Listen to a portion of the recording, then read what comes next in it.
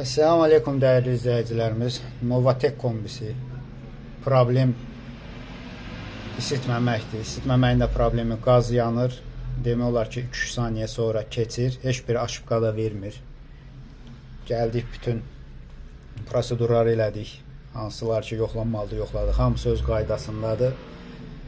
Qərara gəldik ki bir dənə platan da yoxlayaq. Plata da öz qaydasındadır. Sən demə bu Novateklərin xəstəliymiş. Qaz valfi modulyasiyonu ana plataya ötürə bilmir və plata qarışdırıb keçirir. Onun da dərdi bir dənə qurğu var, o qurulur və modulyasyon öz yerinə gəlir, kombidə işləyir. İnşallah kombi işləyəndən də sonra sizə çəkib göstərəcəyik. Dəyərli izləyicilər, bu cür görürsünüz, bu kombinin qaz valfini çıxardılmışıq. Yerinə Sigma ilə əvəz olunub. Sigmanı işlətmək üçün kombinin güc çatmır. Ona görə bax belə bir qurğu qurulub. Qurğu 220-yə qoşulur və modulyasiya yerinə qoşulur. Növbəti necə istifadə olunur, onu sizə deyəcəyəm.